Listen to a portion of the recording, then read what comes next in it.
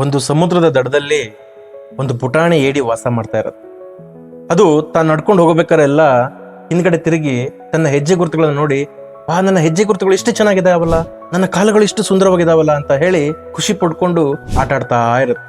ಅದೇ ಸಮಯಕ್ಕೆ ಆ ಸಮುದ್ರದ ಅಲೆಗಳು ಬಂದು ಆ ಹೆಜ್ಜೆ ಗುರುತುಗಳನ್ನೆಲ್ಲ ಅಳಿಸೋಗ್ಬಿಡು. ಆ ಏಡಿಗೆ ತನ್ನ ಹೆಜ್ಜೆ ಗುರುತುಗಳು ಅಳಿಸೋಗಿರೋದು ನೋಡ್ಬಿಟ್ಟು ತುಂಬಾ ಬೇಜಾರಾಗುತ್ತೆ. ಅದು ಸಮುದ್ರದ ಅಲೆಗಳು ಹೇಳುತ್ತೆ, ಅಲ್ಲ ಗೆಳೆಯ, ನಾನು ನೀನು ಇಷ್ಟು ವರ್ಷದಿಂದ ಇಲ್ಲಿ ಜೀವನ ಮಾಡ್ತಾ ಇದ್ದೀವಿ, ನಿನ್ ಗೊತ್ತು ನನ್ನ ಹೆಜ್ಜೆ ಗುರುತುಗಳನ್ನ ನೋಡಿ ನಾನು ಖುಷಿ ಪಡ್ತಾ ಇದ್ದೀನಿ ಅಂತ ಹೇಳಿ ನನ್ನ ಹೆಜ್ಜೆ ಗುರುತುಗಳನ್ನೆಲ್ಲ ಅಳಿಸ್ಬಿಟ್ಟೆಲ್ಲ ನೀನು ಎಂತ ಗೆಳೆಯ, ನೀನು ಎಂತ ಸ್ನೇಹಿತ ನೀನು ಅಂತ ಹೇಳಿ ಆ ಏಡಿ ಬೇಸರದಿಂದ ಹೇಳುತ್ತೆ.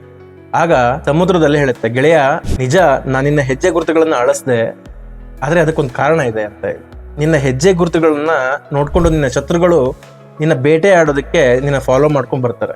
ಹಾಗಾಗ್ಬಾರ್ದು ಅಂತ ಹೇಳಿ ನಿನ್ನ ಹೆಜ್ಜೆ ಗುರುತುಗಳನ್ನ ನಾನು ಅಳಿಸ್ತಾ ಇದ್ದೀನಿ ಅಂತ ಹೇಳಿ ಸಮುದ್ರದ ಅಲೆಗಳು ಹೇಳುತ್ತೆ. ಆಗ ಏಡಿಗೆ ತಾನು ತಪ್ಪಾಗಿ ಅರ್ಥ ಮಾಡ್ಕೊಂಡ್ಬಿಟ್ಟೆ ನನ್ನ ಗೆಳೆಯನ್ನ ಅಂತ ಹೇಳಿ ಅರಿವಾಗುತ್ತೆ. ಹೀಗೆ ಸ್ನೇಹಿತರೆ, ಕೆಲವೊಂದು ಸ್ನೇಹ ಬಾಂಧವ್ಯಗಳಲ್ಲಿ ಕೆಲವೊಬ್ರು ನೀನ್ ಮಾಡ್ತಿರೋದು ತಪ್ಪು ಅಂತ ಹೇಳಿದಾಗ ನಾವು ಬೇಜಾರ ಮಾಡ್ಕೊಂಡ್ಬಿಡ್ತೀವಿ. ಅವ್ನ ಹೊಟ್ಟೆ ಕಿಜಿಗೋಸ್ಕರ ಹೇಳ್ತಾ ಇದ್ದಾನೆ, ಅವನಿಗೆ ನಮ್ಮ ಮೇಲೆ ಹೊಟ್ಟೆ ಉರಿ ಅಂತ ಹೇಳಿ ನಾವು ತಪ್ಪ ತಿಳ್ಕೊಳ್ತೀವಿ. ಆದ್ರೆ ಅವರು ನಮ್ಮ ಒಂದು ಒಳ್ಳೆಯ ಭವಿಷ್ಯಕ್ಕಾಗಿ, ನಮ್ಮ ಒಂದು ಒಳ್ಳೆಯ ಜೀವನಕ್ಕಾಗಿ ಕೆಲವೊಂದಿಷ್ಟು ಸಲಹೆಗಳನ್ನ ಕೊಡ್ತಾ ಇರ್ತಾರೆ. ಆದ್ರೆ ಅದನ್ನ ನಾವು ತಪ್ಪಾಗಿ ತಿಳ್ಕೊಂಡು ಆ ಸ್ನೇಹವನ್ನ ಕಳ್ಕೊಂಡ್ಬಿಡ್ತೀವಿ.